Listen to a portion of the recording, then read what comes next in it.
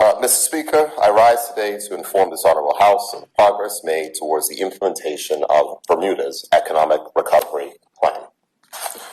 Mr. Speaker, members of this Honorable House will recall the tabling of Bermuda's Economic Recovery Plan, which I may refer to in the statement, Mr. Speaker, as ERP, by the Minister of Finance in March of this year and the subsequent debate on its contents. As a reminder, the government undertook a three-phase approach to the development of the ERP. Preparatory work in Phase 1 involved identifying the objectives, the guiding principles, and a preliminary list of initiatives, and was undertaken in July through September of 2020. Phase 2 involved the development of economic models, prioritization of initiatives, and an implementation plan, and took place from October 2020 to February 2021. Phase 3 involved the development of a blueprint ERP with a detailed plan for effective and efficient implementation with appropriate cabinet oversight. When the plan was tabled in this Honorable House in March, implementation was already underway across the government. Despite the pandemic, ministries and government agencies continue to refine and implement initiatives to support economic recovery under the areas of responsibility. Mr. Speaker, as Her Excellency the Governor shared in the speech from the throne last Friday, and I quote, Bermuda's Economic Recovery Plan has 31 priority projects in 7 broad categories: economic diversification, financial markets, infrastructure investment, expanding the residential population, labor market and social development, healthcare reform, and regulatory reform.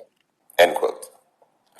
Honorable members and the public can remain informed about the progress of Bermuda's Economic Recovery Plan by visiting gov.bm/economic recovery on the government portal. At noon today, Mr. Speaker, this webpage will be updated to provide the current status of all 31 priority initiatives. During Phase 2, these 31 initiatives were independently confirmed as the projects that would best create economic growth in the short to medium term, while meeting the objectives of increasing jobs, diversifying our economy, and enhancing Bermuda's infrastructure for the future. Mr. Speaker, please allow me to share some updates with honorable members in advance of the new webpage that I previously mentioned. Out of the 31 priority projects contained in the Economic Recovery Plan, 9 of the 31 projects are already substantially complete.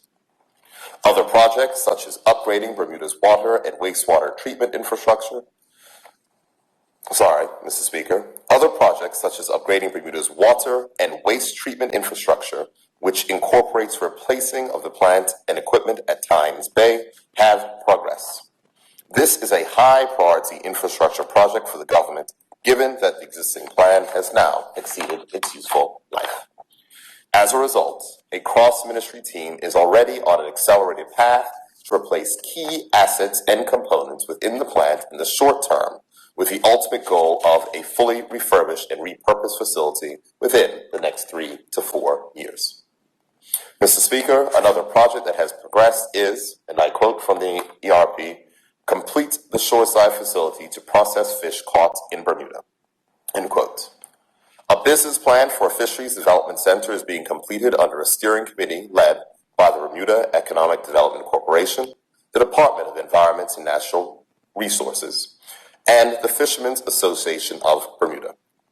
The plan will consider how such a facility will benefit the public, create opportunities to show a return on government's investment, and offer additional options and cooperative benefits to participating fishers. The plan will meet the current and future needs of the fishing industry, put fishers at the center to best control their industry, take into consideration economic conditions, as well as consider short to long-term fisheries development factors. The consultation thus far has moved the facilities planning from Marginal Wharf in St. David's to a location in the west end of the island. Mr. Speaker, Bermuda's Economic Recovery Plan states, and I quote, complete work to establish the Uptown Development Authority in Northeast Hamilton, whose mission will be to implement the Northeast Hamilton Development Plan and drive residential development projects in the area. End quote. Mr. Speaker, work on residential developments in Bermuda's economic empowerment zones to increase the supply of quality, affordable residential accommodation Driving down rental costs has also progressed. Guidelines for submitting applications for approved residential schemes within the economic empowerment zones have been developed by the Bermuda Economic Development Corporation, with information for EEZ stakeholders, potential investors, and the general public to be published later this month. Importantly, every approved scheme will create new jobs for Bermudians. Mr. Speaker, one of the 31 priority projects reads as follows, and I quote, use BEDC resources to create an online, small to medium-sized enterprise marketplace that will allow entrepreneurs easy access to sell their goods and services online without having to deal with costly individual setups, large monthly fees, and merchant account complexities, end quote. Mr. Speaker, this initiative is substantially complete, and on November 29th for eMonday, the online marketplace at www.bybermuda.bm will launch. The platform, aptly named By Bermuda, is a local online marketplace where people come together to sell and buy unique Bermudian products and experiences. Mr. Speaker, as the world grapples with the impact of climate change, renewable energy will become an increasingly important part of the global economy. An initiative in Bermuda's Economic Recovery Plan states, and I quote, develop an energy regulatory sandbox that will encourage developers of new renewable energy technology to test their products in Bermuda, giving Bermudians access to new technology, end quote. Mr. Speaker, a policy for creating an energy regulatory sandbox has already been produced, and during this session, the Honorable House will consider a bill to facilitate renewable energy technology developers testing their products in Bermuda. Additionally, the government is currently in discussions with a company that will likely be the first applicant for a sandbox license. Mr. Speaker, legislation allowing Bermuda to become a hub for submarine communication cables is now in effect, with a plan for implementation developed by the regulatory authority in consultation with the Ministry of Home Affairs and the Bermuda Business Development Agency. This progress fulfills the objectives stated in the plan to, and I quote, introduce and establish subsea communications sector in Bermuda, supporting plans to develop a subsea telecommunications protection zone, end quote.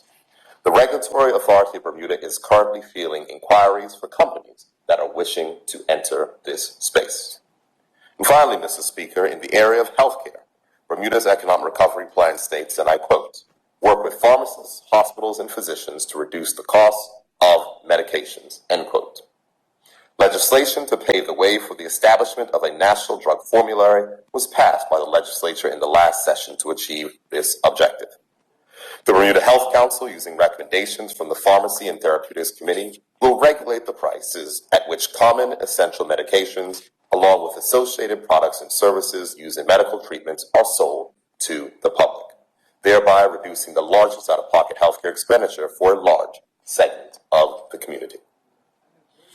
Mr. Speaker, the coordination of implementation across the 31 diverse initiatives contained in Bermuda's Economic Recovery Plan is being led by a team within the Cabinet Office reporting to the Cabinet Committee on Economic Development.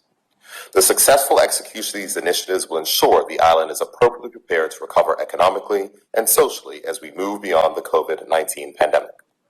Strong quality assurance, governance, and monitoring processes are essential to this effort. The plan always intended that these functions would be undertaken by resources operating separately from those engaged in the day-to-day running of the government.